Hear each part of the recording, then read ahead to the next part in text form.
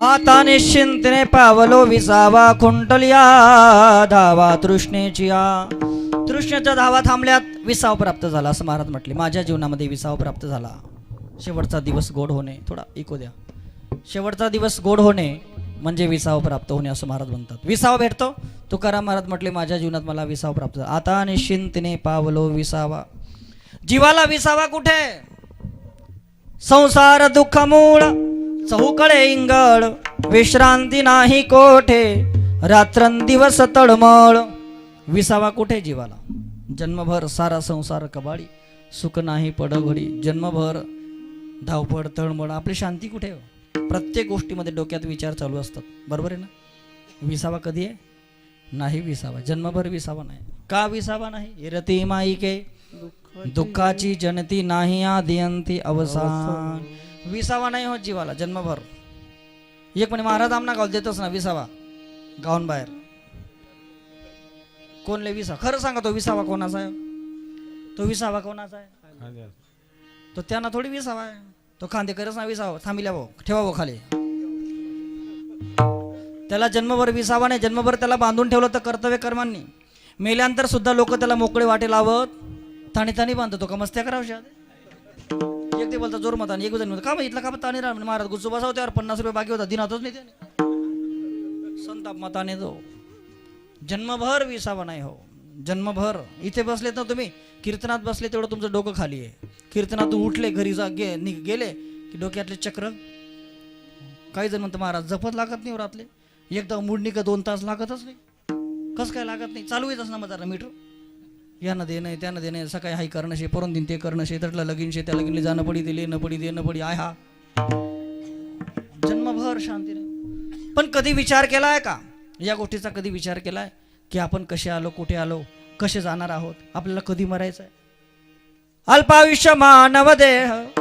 कधी विचार केला का? जो वरी चळण गा तो वरी म्हणती माझा माझा, मानिती लहान थोर देह सुखाची आकाजा, इंद्रिय मावळली याला बागुला जा. कधी विचार केलाय का? बोलते विचारी माणसं तुम्ही वरती कर. मला उत्तर द्या. 1 डझन हापूस आंबे घेतले 350 रुपयाला. 350 रुपयाला 1 डझन हापूस आंबे जर घेतले तर 1 आंबा कसा पडला? मग ज्याने घेतले त्याला 1 आंबा कसा पडला? 350 ला 1 डझन तर 1 आंबा कसा पडला बरं? बोला पटकन उत्तर द्या. इराण का डोका मग हिशोब. 350 ला 1 डझन 1 आंबा कसा पडला? मग कितला रुपया? 1 आंबा कसा पडला? करा ना हिशोब. 350 ला डझन म्हणजे कितला? मग 1 आंबा कसा पडला? करा ना हिशोब. इराण मोबाईल काढा घ्या काहीच ना. आपल्या पटकन लगेच समजते. एखाद्याने घर बांधलं ना, लोक लगेच घरमा जाईन कार कितला पडणं, काय स्क्वेअर फूट बांधा, कसं बांधा, त्यांना पहिले या ना हिशोब तयार होता. 1 आंबा कसा पडला? मग किती रुपये? किती? 29 बरोबर. 29 रुपये काहीतरी पैसे आहेत वरती ना. ठीक आहे, लमसम धरला 29 रुपया. 1 आंबा कसा पडला? मग इथलं डोकं लावून काही काम नाही ना. 1 आंबा कसा पडला? पिशी फाटली म्हणून पडला. लयनारने पिशी फाटली की पडी. मी असं विचारलं का 1 आंबा कितीला पडला? असं विचारलं. माझा शब्द होता का कितीला? मी काय बोललो? कसा पडला का कितीला पडला? पण तुम्ही काहीच चुकी नाही. तुम्हाला डोका विचार चालू घ्या. तुमने मीटर लगेच चालू घे. मीटर चालू झालं. पण मला एक सांगा, या मीटरने कधी कधी हा जे मीटर तुम्हाला डोका फिट बसले, या मीटरवर कधी असा हिशोब करा की मी किती वर्ष जगलो आतापर्यंत, माझ्या आयुष्याला किती वर्ष झाले, मला जगून माझं वय आता किती वर्ष, किती महिने, किती दिवस, किती तास आहे, आणि एवढ्या वेळेमध्ये मी भगवंताचं भजन किती केलं, किती तास कीर्तन ऐकले, किती परमार्थ केला, किती नाम जप केला, भगवंताच्या मंदिरात किती वेळेस गेलो, किती तीर्थयात्रेमध्ये पैसा खर्च केला, किती वेळेस वर्गणी दिली, किती देवाच्या कार्यामध्ये दान दिलं, याचा कधी हिशोब केला? अल्पायुष्य मानव देह शतगणिले ते अर्धरात्र खाय, मध्ये बालत्व पिढा रोग क्षय, काय भजनासी उरले ते पाहेगा, राम राम स्मरा. कधी हिशोब केलाय? आपल्याला पटकन आपलं वय सांगता येतं. अण्णा काय वय होई तुमनं? विणेकरींचं वय सर्वात जास्त आहे आमच्यामध्ये, बरोबर आहे ना? काय वय आहे अण्णा तुम्हाला? 68. 68. पटकन सांगून दिला अण्णाने 68. अण्णा माफी मागून विचारू कितलं बाकी होई अजून तरी? कोणाला सांगता येणार ना किती काय भजनासी उरले ते पाहे का, राम राम स्मरा आधी. शेवट होणारच आहे प्रत्येकाच्या जीवनामध्ये, हा योग येणार आहे. विसावा पाहिजे ना जीवनामध्ये, जन्मभर खटाटो. विसावा का मिळत नाही? कारण येरती माई की आपण मायेच्या बंधनात आहोत, जीव मायेच्या ताब्यात आहे. दैवी हेशा गुणमयी मम माया दुरत्या. आपण मायेच्या ताब्यात आहोत आणि ही माया देवाच्या ताब्यात आहे. देवाच्या ताब्यात माया आणि मायेच्या ताब्यामध्ये विषय रामायणातला. रामायणामध्ये वनवासात निघाले 3 जण. कोण कोण? राम, लक्ष्मण आणि सीता. तिघांचा चालण्याचा क्रम कसा होता माय? रामायण पाहिले तुम्ही? रामानंद सागर यांचे उपकार आहेत देशावर. रामायण सर्वांना दिसली. राम 1 नंबरला, 2 नंबर सीता आणि 3 नंबरला तुलसी महाराजांनी फार सुंदर वर्णन केलंय. आगे राम लखन मुनि पाछे, उभय बीच सिया सोहती कैसे. उभय बीच सिया सोहती कैसे, ब्रह्म जीव बीच माया जैसे. राम ब्रह्म, सीता माया आणि लक्ष्मण जीव. रामाच्या आणि लक्ष्मणाच्या मध्ये कोण आडवी येते? लक्ष्मण म्हणजे जीव आहे. जीवाला देव जवळ आहे. तुझे आहे तुझं पासी बरी तू जागा चुकला असी तसे हृदयामध्ये मी रामू देव जवळ आहे. पण आडवी येते कोण? माया. देहात्माची माया आडवी येते. सीतारूपी माया आडवी येते ना. एक म्हणते महाराज माया कसं काय आडवी येते? कारण रामाच्या मागे चालताना सीता सरळ चालत नाही. कधी डाव्या बाजूने चालते, कधी उजव्या बाजूने चालते. म्हणून रामाचं दर्शन चालताना लक्ष्मणाला घडत नाही. का घडत नाही? मध्ये कोण आडवी येते? सीतारूपी माया. एक म्हणे महाराज असं कसं काय? कारण सीता रामाच्या पाऊल खुणा टाळून चालते, म्हणून वाकून सुद्धा लक्ष्मण रामाला पाहू शकत. सीता कशी चालते माहिती का? रामाच्या पाऊल खुणांना सीता पाय लागू देत. जुन्या लोकांची पद्धत होती की बाई नवऱ्याच्या मागे 20 फूट चालायची. कारण नवऱ्याच्या पाय ठेवलेल्या जागेवर जर पाय पडला तर नवऱ्याला पाय लावल्याचं पाप लागतं, असंच धर्मशास्त्र आहे. असा पतिव्रता धर्मही आहे की नवऱ्याने पाय ठेवलेल्या जागेला सुद्धा पाय लागू देऊ. जर नवऱ्याने पाय ठेवलेल्या जागेवर जर लगेच बाईचा पाय लागला तर नवऱ्याला पाय लावल्याचं पाप लागतं बरं का माय. नुसतं आहे का नाही? आता बाईनं जर पाय माणूसले पाणी भरता नाही उन्हात घरमा चालता चालता जर तिना पाय माणूसले लाग गया, उलट त्यावर ती रुबाब करते. आकुळ करतात नाही पाय लांब करी बस वखरनं दांड्या शिकत आहे. पूर्वीचा का रामाच्या पाऊल खुणांना सीता पाय लागू देत नाही, म्हणून सीता कधी डाव्या बाजूनं कधी उजव्या बाजूनं. असं हे जीवन आहे. मानवी जीवनामध्ये ऐका ना, जीव हा मायेच्या ताब्यात आहे. उदाहरणार्थ मायेच्या ताब्यात जीव आहे, पण ही माया देवाच्या ताब्यात आहे. लहान मुलगा भोवरा फिरवतो ना, भोवरा त्याच्या हातात भोवरा असतो बघा. असा गुंडाळून तो भोवरा असा धरतो, असा बघा 2 बोटांमध्ये धरतो. तुम्ही निरीक्षण करा. या करंगडीमध्ये या बोटांमध्ये अशी दोरी जाई, तुमच्याकडे काय म्हणतात तिला? जाई म्हणतं का जाऊ? जाई का जाऊ? जाई का? तुमच्याकडे जाई. ते जाई असं धरून ठेवतो तो. कोण? मुलगा. आता बघा, तो मुलगा म्हणजे भगवान. बारीक आहे का? उदाहरणार्थ तो मुलगा कोण आहे? देव आहे. ती जाई म्हणजे माया आणि भवरा म्हणजे जीव. आता त्याने तिला धरून ठेवलंय, त्याने तिला म्हणजे मायेला, आणि तिने त्याला बंधन घालून ठेवलंय. गुंडाळून कोणी ठेवलंय? मायेने. कुणाला? भवऱ्याला. आता त्याच्या ताब्यात कोण आहे? बोला ना, त्याच्या ताब्यात कोण आहे? ती. आणि तिच्या ताब्यात? लक्षात येतं ना? त्याच्या ताब्यात ती आणि तिच्या ताब्यात कोण? लक्षात येतं ना? त्याच्या ताब्यात ती आणि तिच्या ताब्यात. आपण तिकडून घेऊ.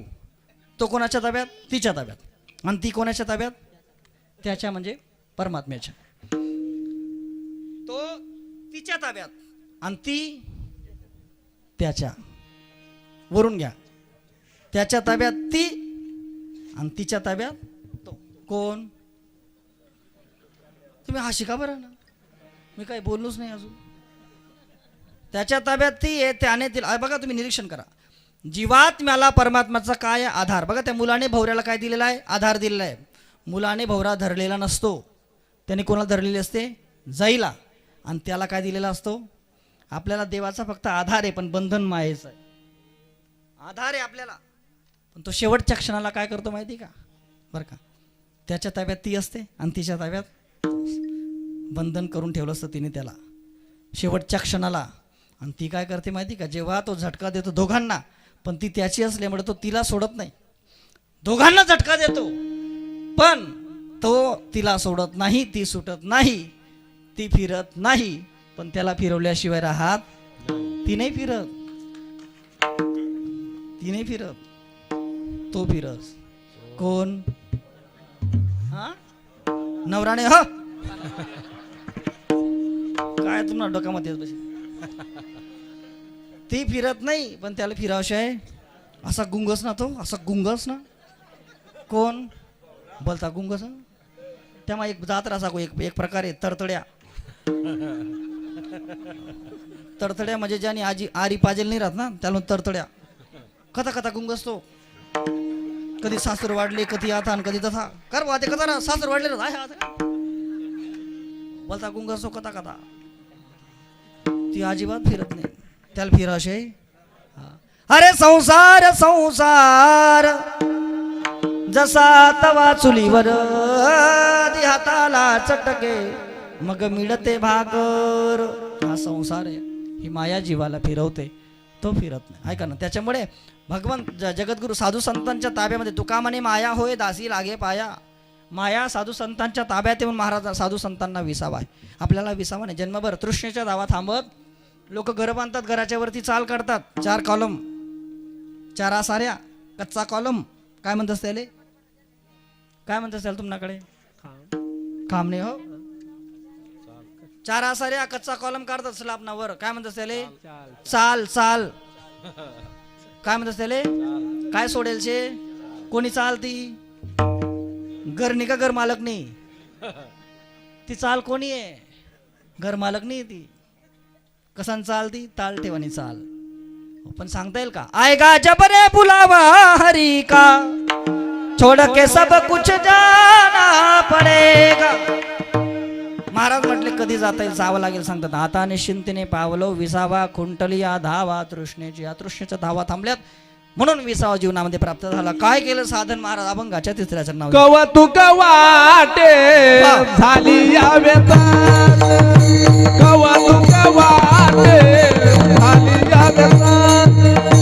कौतुक वाटे झाली या वेतात. कौतुक वाटे झाली या वेतात.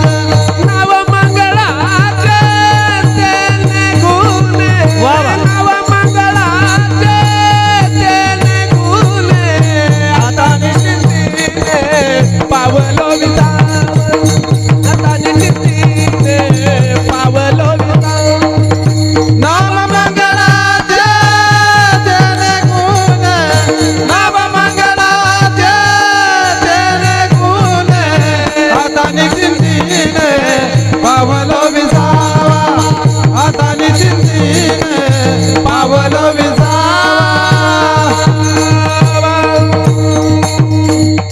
कवतुक वाटे झालिया वेचाचे नाम मंगळाचे तेने गुणे. नामस्मरणाची साधना केली.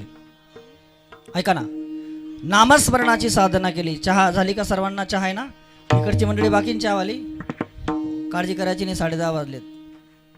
चहा वैगी तुमने आते काय जपला गाव तसं मी जपू द्यावं नाही तुमले. पण प्रसन्न मुद्रेने बसा, कारण कीर्तनाचे शेवटी बाल कलाकार भानुदास महाराज सांजोरीकर यांच्या गौडणी होणार आहेत बरं का. ऐका ना गौडी तुमले. गौडानी आई माझा मायेचा सागर फार सुंदर सुंदर गातात, सहज गातात. आवड आहे, फार गोड आवाज ऐकायचा तुम्हाला. फार सुंदर कार्यक्रमाचा संच आहे. यूट्यूबला कार्यक्रम जाणार आहे. थोडं अर्धा तास लांबलं तरी चालेल, कारण ते एडिटिंग करून कटिंग करून कीर्तन जातं. ते फार सुंदर योग आहे. कवतुक वाटे झालिया वेचाचे नाम मंगळाचे तेने गुणे. नामस्मरण करा. इथे बसलेले महिला मंडळ, मा एक सांगू तुम्हाला, इथे बसलेलं तुमच्या जीवनातलं दुःख मी सांगतो. इथे बसलेला प्रत्येक व्यक्तीनं कसलं ना कसलं दुःख घेऊन बसलाय. ऐका ना, बोल नका. आता चहा बाकी असेल येऊ द्या सर्वांची. गडबड करू नका, बोलू नका. प्रत्येकाच्या जीवनामध्ये दुःख प्रत्येकाला आहे. जगी सर्व सुखी, याच्यात सुखी कोणीच नाही. कोई तन दुखी, कोई मन दुखी, कोई धन बिन रहत उदास, थोडे थोडे सब दुखी, सुखी श्याम के दास. प्रत्येकाला दुःख आहे. ऐका ना, आता कोरोना महामारी गेली ना, हा कोरोनाचा आजार गेला. भयंकर दुःख अनेकांच्या जीवनामध्ये, अनेकांना दुःख झालं असेल. फार गोरगरीब लोकांचे फार हाल झाले.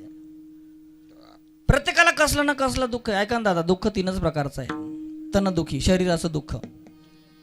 काय म्हणतात महाराज, बट चांगलं आहे, पोरे नोकरीला शेतेस आंधी जवाई चांगला शेबट चांगला आहे, काहीच कमी नाही महाराज आमले, पण गुडघा बसू देतच नाही. शारीरिक दुःख, काहींना मानसिक दुःख आहे महाराज, सगळं चांगलं आहे, तब्येत सुद्धा चांगली, काहीच दुःख नकमा दुःख नाही म्हणा, पण जवाई काही चांगला भेटणार नाही, ते अंडेरनं बोलतं ताने दुखाले, सुनबाई चांगले भेटले नाही, काही ना काही दुःख, मानसिक दुःख. तिसरं आहे धन विन रहत उदास, काहींना पैशाची अडचण, महाराज पैसा मागणारा शांती लागू देतात नाही. दुःख 3 प्रकारचं आहे एका शास्त्रामध्ये. मी ज्योतिषचाही माझा अभ्यास आहे, 5-6 महिन्यापासून मी ज्योतिषचा अभ्यास करतोय. ज्योतिषमध्ये सांगितलंय, ऐका ना बारीक ऐका, ज्योतिषमध्ये चिंतन आहे की दुःख जे आहे 3 प्रकारचं दुःख आहे. शास्त्रामध्ये सांगितलं, त्रिविध तापाची झाली बोडवण, देखिल्या चरण वैष्णवांचे. 3 प्रकारचा ताप सांगितलाय. भागवतातल्या पहिल्या श्लोकामध्ये तापत्रय विनाश आहे. 3 प्रकारचा ताप आहे, दैविक ताप, भौतिक ताप, आध्यात्मिक ताप. ऐका ना, भौतिक ताप म्हणजे काय? भौतिक ताप म्हणजे जागतिक ताप. भौतिक म्हणजे शरीर परिस्थितीचं दुःख, दुष्काळ पडणे भौतिक दुःख, जास्त पाऊस पडणे भौतिक दुःख, कोरोना आजार आला, साथीचा आजार, हे भौतिक दुःख आहे. गारपीट होणे भौतिक दुःख, भौतिक दुःखाला पर्याय नाही, चुकत नाही. दुसरं दुःख आहे आध्यात्मिक ताप. आध्यात्मिक ताप म्हणजे आध्यात्मिक दुःख म्हणजे शरीराचं दुःख. कशामुळे येतं? कोणाला येतं? कोणाला येईल. रोग कोणाला येतात सांगता येत नाही. कीर्तनकारलाही येतात, टाळकरीला येतात, माळकरीला येतात, कोणालाही येतात, साधू संतांनाही रोग येतात. तुका म्हणे पापे येती रोगाची या रूपे. मागच्या जन्माचं केलेलं पाप, केले कर्म झाले, महाराजांनी प्रमाण दिलं. रोगाच्या रूपाने दुःख भोगावं, आजाराचं दुःख, याला आध्यात्मिक दुःख म्हणतात, हे टळत नाही. तिसरं दुःख बारीक आहे का, त्याचं नाव आहे दैविक दुःख. बारीक आहे का माय, इथे बसलेला जो वर्ग आहे ना, सर्वजण आध्यात्मिक दुःख नाही, आध्यात्मिक म्हणजे शरीराचं, भौतिक म्हणजे परिस्थितीचं, आणि तिसरं दुःख आहे दैविक दुःख. दैविक दुःखाचे 3 प्रकार, बारीक आहे का माय, त्याचा उपाय मी तुम्हाला सांगून जाईल. दैविक दुःखाचे 3 प्रकार आहेत. पहिलं प्रकार आहे आपल्या घराण्यातल्या लोकांची चुकलेली देवतांची पूजा. एक देव नाही आहेत, सेंदरी हेंदरी दैवते तुकोबराय म्हणतात. कोणती पूजी भूते खेते, आपल्या पोटाजी रडते दादा मागती स्थिती अवदान. म्हणजे तुकोबराय या देवतांना मानत नाही, पण हे देवता आहेत असं सांगतायत. हे लहान देव आहेत ना, महाराज म्हणतात हो सेंदरी हेंदरी आहेत हे दैवत, पण आपल्या इच्छे आणि का पिढी ही पीडा देतात. हेच लहान दैवत आहेत, लहान लोकांना, सामान्य लोकांना यांची पीडा झाल्याशिवाय. देवत भरपूर येतात. लग्न लावताना ब्राह्मणता त्यांनी 4-5 देवतांचं नाव घेतलं असेल बघा. कुलदेवता चिंतन सावधान, ग्रामदेवता चिंतन सावधान, वासुदेवता चिंतन, इष्टदेवता चिंतन, एवढे देव आहेत. प्रत्येक गावाच्या बाहेर गावाला, प्रत्येक गावाला पाण्याचा एक देव असतो. पाण्याचा देव पाण्याच्या ठिकाणी असतो. माय तुमच्या गावाला पण ना कोणता देव? पाणीना देव, नदी काठे शेंदूर लायल, माया माया माया आसरा शेतनं तुम ना गावाले मसोबाशेनं, हे देव आहे. ह्या देवांचीही गावाला, गावातल्या व्यक्तीला एखाद्याला पीडा असते. या देवतांची पीडा, महाराज म्हटले, आम्ही ज्याची भक्ती करतो ना, बडिया माझा पंढरीराव, तो हा देवांचा आहे. या देवतांची, सेंदरी हेंदरी देवतांची जी पीडा, त्याला दैविक दुःख म्हणतात. देवतांची पीडा. पुढे ऐका, पितरांची पीडा. आपल्या घराण्यातल्या पितरांनी, आपल्या पूर्वजांनी केलेले दुष्कर्म ते पुढच्या पिढीला भोगावं. माझा वास्तुशास्त्राचा अभ्यास, लोक म्हणतात महाराज दखाम नगर कसं मस्त आहे, घर वास्तुशास्त्रानुसार काही चूक नाही, पण तुमच्या घरात तुम्ही राहतात, पण ज्या घरात राहणारी पिढी जुनी आहे, तुमच्या पिढीमध्ये तुमच्या पूर्वजांकडनं काय चुका झाल्या. तुमच्या पूर्वजांनी एखाद्या देवाला नवस केला असेल, तो नवस फेडला गेला नाही, त्यामुळे त्या दिवा घराला सुधरत. नेमकं कसलं दुःख आहे समजतच नाही, कसला मार आहे कळत, घराची प्रगती होत नाही. काय कारण आहे? काबाड कष्ट करून पैसा टिकत नाही, मुली होतात, घरामध्ये भानगडी चालू आहे, सुख नाही, समाधान नाही, शांती नाही. या सगळ्या गोष्टी कशामुळे? काहीतरी तुमच्या पूर्वजांनी एखाद्याचा अपराध केला असेल, एखाद्याचे पैसे बुडवले असतील, तो तडतडून त्याने शाप दिला असेल, त्याने सांगितलं असेल जाय तुझ्या 7 पिढ्या सुख मरावत नाही. आपल्या पूर्वजांच्याकडनं झालेल्या चुका, आपल्या पूर्वजांनी केलेले नवस साये असते राहून गेले असतील. ऐका ना, ग्रहदशा, ग्रहपीडा, ग्रहदशा सुद्धा, या अशा अनेक प्रकारचं जे दुःख आहे त्याला दैविक दुःख म्हणतात. मग या दैविक दुःखाचं निराकरण कसं होईल? महिला मंडळी सांगू तुम्हाला, ज्या घरातली स्त्री, बारीक ऐका माय, ज्या घरातली स्त्री उपासना करणारी असते आणि ज्या घरामध्ये दानधर्म असतो, त्या घरामधल्या सगळ्या प्रकारच्या दोषांची निवृत्ती झाल्याशिवाय राहत नाही. म्हणून उपासना करा. काय करा? उपासना करा माय. पहाटे उठा, दररोज पहाटे उठायचं, अंगण स्वच्छ करायचं, तुळशीला दिवा लावायचा, पहाटे लावायचा, संध्याकाळी दिवा लावायचा, रांगोळी काढायची,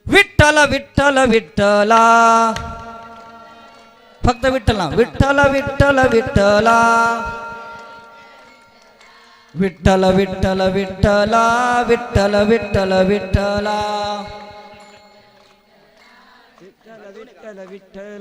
विठ्ठल विठ्ठल विठ्ठला, विठ्ठल विठ्ठल विठ्ठला, विठ्ठल विठ्ठल विठ्ठला. मोकळा आवाज. विठ्ठल विठ्ठल विठ्ठला, विठ्ठल विठ्ठल विठ्ठला. त्या बायास आवाज ऐका नाही मला. मला म्हटलं तुम्हाला विनंती, मी तुमच्या मुलासारखा तुमचा आवाज मोकळा. विठ्ठल विठ्ठल विठ्ठला, विठ्ठल विठ्ठल विठ्ठला, विठ्ठल विठ्ठल विठ्ठला, विठ्ठल विठ्ठल विठ्ठला, विठ्ठल विठ्ठल विठ्ठला. मागे तुम्ही म्हणा विठ्ठल विठ्ठल.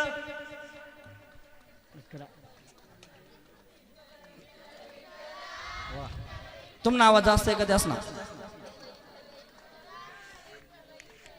हो तुम आवाज जास्त आहे का त्यास ना? कपाशी टाइमले बरं बोंडे मारी मारी मागे पालो आधी बाई तुम नावर करते का तो वावर. एका ठिकाणी एक बाई विठ्ठल विठ्ठल भजन म्हणत नाही. हो मला नंतर माहित पडलं ती नवरा नाव विठ्ठल होतं. हो तू ना विठ्ठल कोठे विठ्ठल कर. ऐका ना. कवतुक वाटे झाले या वेचाचे. ऐका ना बाय, विनोद बाजूला ठेवा. नाममंगळाचे सगळ्या संतांनी नामस्मरणाची साधना केली. भगवंताचं नाव हे मंगलातलं मंगल आहे. नाममंगळाचे तेने गुणे आता निश्चिंतीने पावलो विसावा. कुंटलिया धावा तृष्णेची या. एक छोटंसं चिंतन सांगतो, सेवा थांबवतो. एक राजा होते, त्या राजाचं नाव आनंदराव राजा. त्या राजाला एक मुलगी होती. बारीक आहे का दृष्टांत आहे का? दृष्टांताचा शेवटच्या चरणाशी फार मोठा संबंध आहे. त्या राजाचं नाव होतं आनंदराव राजा. आनंदराव राजाला एक मुलगी होती, तिचं नाव होतं मुक्ताबाई. काय नाव होतं? मुक्ताबाई नावाची राजकन्या उपवर झाली. बापाला मुलीच्या लग्नाची फार मोठी काळजी असते. बेटा तुझं लग्न करायचं, तुझा पती कोण पाहिजे तुला? तुझा पती कुणाशी तुला लग्न करायचं? कुठल्या राजकुमारासोबत लग्न करायचं? ती मुलगी म्हटली पिताश्री माझा पती विद्वान पाहिजे. मला राजा नकोय, मला विद्वानाशी लग्न करायचं. राजाशी मला लग्न करायचं नाही, मला विद्वान अशी ज्ञानी माणसाशी लग्न करायचंय. राजा म्हटला बेटा अशी अट का? ती म्हटली पिताश्री राजा त्याची पूजा फक्त त्याच्या राज्यात होते, पण विद्वानाची पूजा सर्व जगामध्ये होते. स्वदेशे पूज्यते राजा, विद्वान सर्वत्र पूज्यते. पण बेटा विद्वान शोधायचा कसा? म्हणते पिताश्री विद्वान त्याला म्हणतात जो कुठेही चांगला अर्थ काढतो. 1 पासून 20 जे आकडेत गणितातले, त्या आकड्यांचा अर्थ जो शास्त्रानुसार देईल, अंकांचा अर्थ त्याच्या कड्यामध्ये मी वरवाला टाकेल. राजाने दवंडी दिली. ऐका हो ऐका, 1 पासून 20 प्रश्नांचं उत्तर जो शास्त्रानुसार देईल त्याच्या गड्यामध्ये मुक्ताबाई राजकन्या वरमाला टाकणार. एकुलती एक राजकन्या. तिच्याशी लग्न ज्याचं होईल तो भावी राजा होईल. आनंद साम्राज्याचा राजा होईल. दवंडी देण्यात आली. पहिल्या दिवशी 200 तरुण उमेदवार आले. कशाचे उमेदवार? लग्नाचे. 200 आले. ते जेमतेम 7 आकड्यापर्यंत पोहोचले. नियोजन असं होतं, ज्याला उत्तर जमणार नाही त्याला तुरुंगात कोंडायचं. पहिल्या दिवशी 200 कोंडले गेले. लग्न होईपर्यंत तुरुंगाच्या बाहेर काढायचं. दुसऱ्या दिवशी 150 आले उमेदवार. कशाचे? जास्त कोठे जमिनी, जास्त शेती कमी होती, जास्त शेती होती पण नोकरी नाही होती. बोलता अवघड आहे बाई, आमनाकडे तर बोलतं वाईट आहे. नोकरी पाहिजे, नोकरी नाही होती, शेती तरी पाहिजे. अवघड आहे, काय करावं? विचित्र परिस्थिती. काही लोकांनी एवढी चव सोडली. म्हणजे महाराज तुम्ही कायम फिरत नाही, चालू शे इसगाव तिसगाव तुम्हाला जिबले ते हाडच नाही आखो. म्हणतं काय करू म्हणे, दकी टाकतात नाही आपल्या बबल्यान करता एखादी पोर. म्हणतं महाराज बबल्यान करता पोर दकी कडू पोरीत नाही हो. म्हणे महाराज मग बबल्यान काय करतो? म्हणते देवले मोक्या सोडणे काय करतो? आटला बबल्याने हो आता कीर्तन उभं राहीन पंचायत होईल. अवघड आहे. कीर्तनकार म्हणजे रेडीमेड कपडा दुकान. ठायकात बशी घे. विनोद बाजूला ठेवा. ऐका ना, उमेदवार होते 150. ते जेमतेम 12 पर्यंत पोहोचले. 200 दिवसामध्ये 2 दिवसामध्ये 350 कोंडले गेले. तिसरा दिवस एक वारकरी पंढरपूरला चालला होता. त्याला भूक लागली होती. गावाच्या लोकांना विचारतं का हो पंगत दिसते का तिकडे? मी पंक्तीला जाऊ का मंडपामध्ये? म्हणे मंडप कसला आहे? म्हणे आमच्या राजकन्याचा स्वयंवर आहे, त्याच्याकरता भव्य मोठा मंडप दिलाय, पंडाल दिलाय. म्हटलं मी जाऊ का? लोक हसायला लागले. म्हणे भाऊ अजून नवरदेव सापडी नाही राहणार 2-3 विक्यात. नवरदेव सापड्याशिवाय लगीनचे आमले सुद्धा पंगत भेटाव. वारकऱ्याला भूक लागली ते म्हणे मी जाऊ का तिथे? म्हणे जाय. वारकरी गेला. कसा गेला महाराज? ज्ञानोबा तुकाराम, ज्ञानोबा तुकाराम, ज्ञानोबा तुकाराम, ज्ञानोबा तुकाराम, ज्ञानोबा तुकाराम, ज्ञानोबा तुकाराम, ज्ञानोबा तुकाराम. ज्ञानोबा तुकाराम. ए थांब, बंद कर. बिलकुल बोलायचं नाही काही तुम्हाला, नाही बरं का. त्या वारकऱ्याला बालदारांनी अडवलं. म्हणे कुठं चालला? म्हणे प्रश्न उत्तर चालू आहे मध्ये. तो म्हटला म्हणे मी जाऊ का? कशाला चालला? म्हणे मला जाता येईल का? जाऊ शकतोस. तिथे बसणाऱ्या लोकांसाठी दर्शक दीर्घा बनवली. लोकांना, सगळ्या नगरीच्या लोकांचं ज्ञान वाढलं पाहिजे म्हणून बसायची सोय लावली. पण उजवा रस्ता ऐकणाऱ्या श्रोत्यांचा आहे आणि डावा रस्ता उमेदवारांचा आहे. त्या लाईनी जाऊ नको बरं. आपला गपचिप जाऊन बस. काय चाललंय बघून घे. लोकांचं ज्ञान वाढलं पाहिजे. प्रश्न विचारतात, कोण काय सांगतं, एकाचा अर्थ दोनाचा अर्थ ऐक. हा वारकरीच बरं का दादा, हा वारकरीच पंढरपूरचा. हा गेला आणि त्याने उजवा रस्ता सोडून दिला. उमेदवारांच्या लाईनीत चालला गेला डाव्या रस्त्याने. बरं बारीमध्ये गेला तर गेला. तो बारीत लाईनीत नाही उभा राहिला.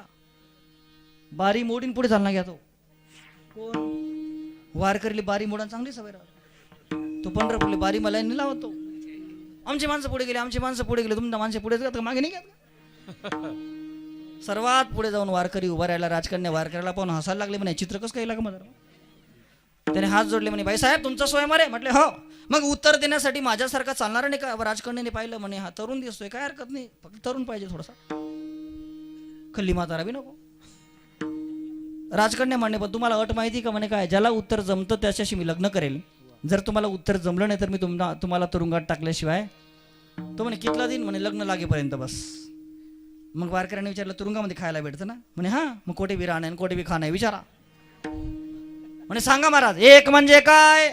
वारकऱ्याने सुंदर उत्तर दिलं. भाई साहेब या जगामध्ये एक देव आहे. एको देव सर्वभूतेषु गुडा. आपुला तो एक देव करून घ्यावा सर्वा गटीरामध्ये हा देही एक. दोन म्हणजे काय बाई साहेब? त्या एका देवाचं ज्ञान का होत नाही? जोपर्यंत एका देवाचं ज्ञान होणार नाही शेवटचा दिवस जीवाचा गोड होणार. दुसरी आडवी येते ती माया आहे. सत्पदते ब्रह्म चित्पदते माया. आनंदपदी जया म्हणते हरी. दुसरी माया आडवी येते. 3 म्हणजे काय? ती माया 3 प्रकारची आहे. 4 म्हणजे काय? 4 वेद आहेत. चौवेदी साम अथर्व ऋग आणि यजुर्वेद 4ही वेदाने देवाचं ज्ञान करून देण्याचा प्रयत्न केला. 5 म्हणजे काय? पंचमहाभूताचा देह. पंचमहाभूताचा देह. देह हा 5 आणला असे उसना. देवे दिला देह. 6 म्हणजे काय? 6 शास्त्र आहेत. 7 म्हणजे काय बाई साहेब? सर्वजण 7 दिवसात मरणार आहेत. 7 दिवसामध्ये मुक्ती सुद्धा प्राप्त करता येते. कीर्तनाला ऐकणारे वरती मधले सगळी माणसं 7 दिवसात मरणार आहेत. एक जण हसायला लागले. म्हणे बाहेर गाव नाही मी. 8वा दिवस कुठे? 8वा वार कुठे?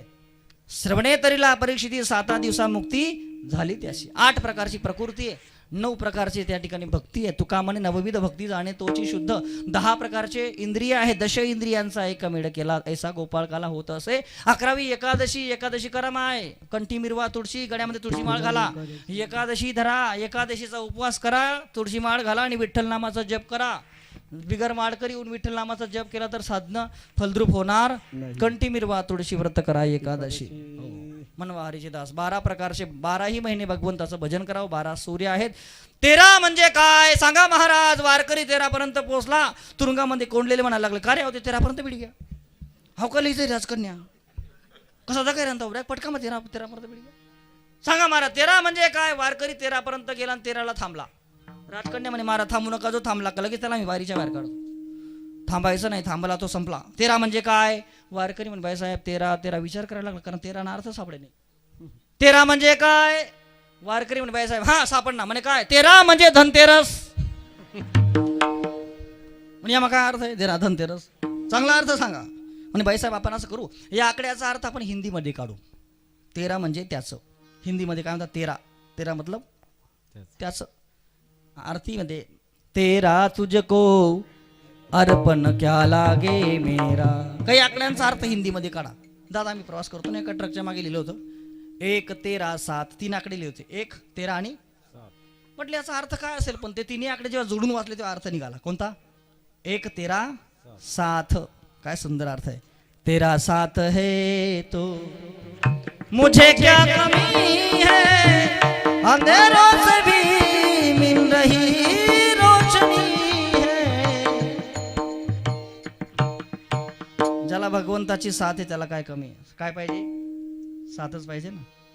फार सुंदर योग आहे. बाईसाहेब 13 आकड्याचा अर्थ हिंदीत कळा. गाडीच्या मागे लिहिलं होतं, मी वाचलं. गाडीच्या मागे फार सुंदर लिहितात लोक. एका ट्रकच्या मागे लिहिलं होतं, मैं भर के चली जाऊंगी तुम देखते रहियो. फार सुंदर लिहितात ट्रकवाले. परी हूं मैं नजर ना लगाना, जिंदगी भर साथ दूंगी लेकिन पीकर ना चलाना. एका ट्रकच्या मागे लिहिलं होतं, सावन को आने दो.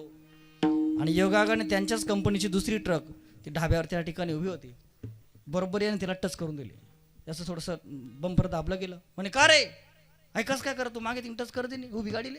तो म्हणे तून पाय रे. म्हणे कस काय? तून गाडीनं मागे काय लिखेले? सावन को आने दो. आणि मना गाडीना बंपर लिखेले, आया सावन झुमके.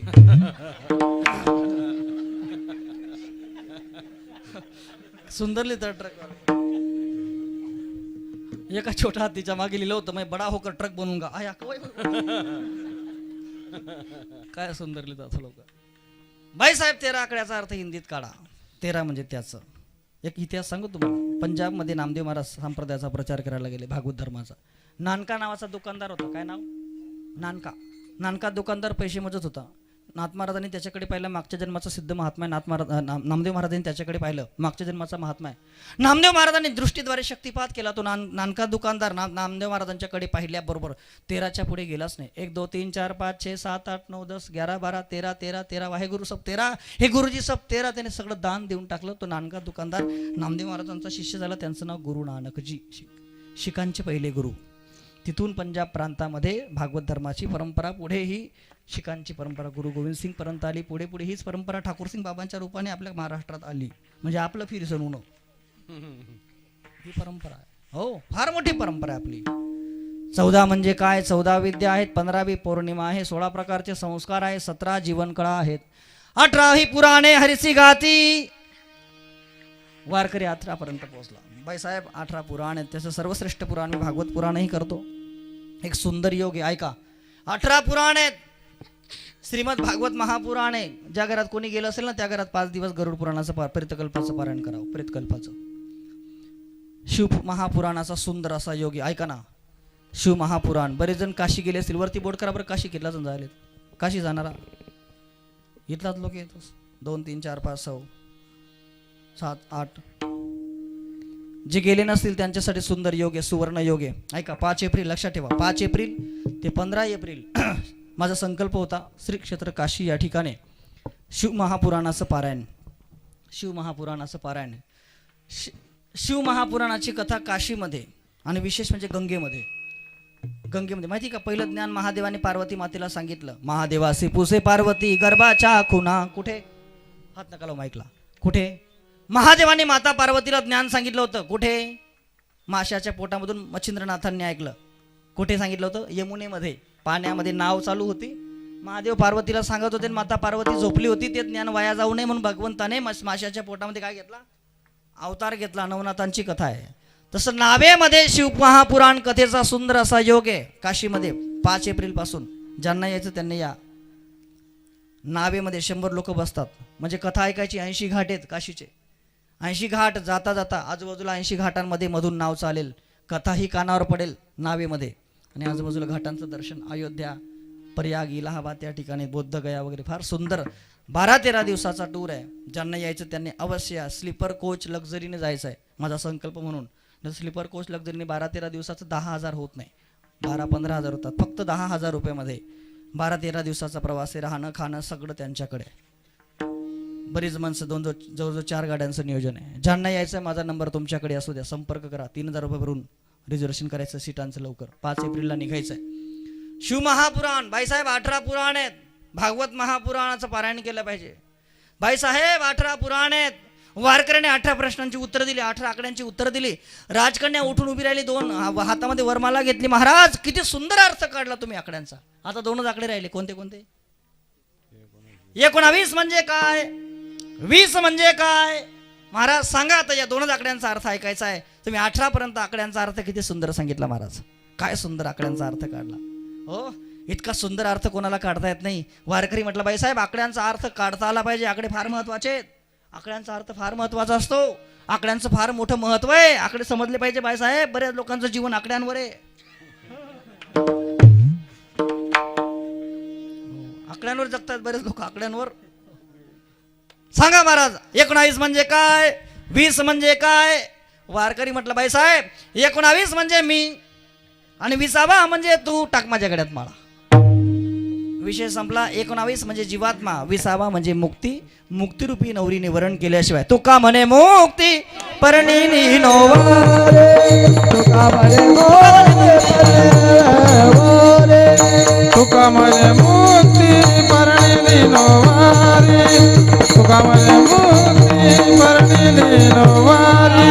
आता दिवस चारी खेडी वेडी, आता दिवस चारी खेडी वेडी, आता निश्चितीने पावलो 20 आता निश्चिंतीने पावालो विसावा. आता दिवस कृष्णेची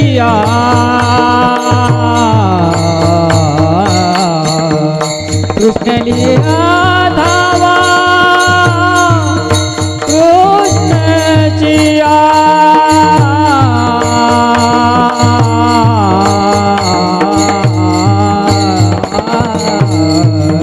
कुंडली धावा, कुंडलिया कुंडलिया लावा, कुंडलिया आता निश्चितीने पावलो विसावा, आता निश्चितीने पावलो विसावा.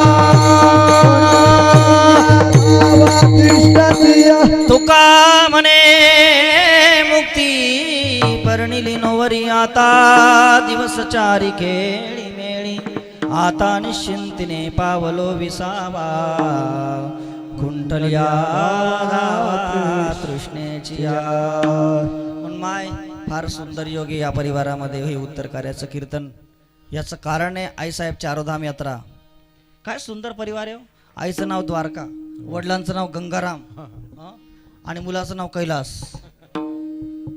काय धार्मिक परिवार आहे. आणि चारोधाम यात्रा फिरून आले म्हणून 13व्याच्या निमित्ताने एक सांगू, मी सांगत असतो बरं का, तुम्ही कितीही पैसा कमवा, इथे बसलेली माणसं कितीही पैसा कमवा, कितीही चांगलं वागा मुलांसाठी, किती राहा, मेल्यानंतर त्यासनं काय होईना काही मग 5 दिन मग उपडतेच या.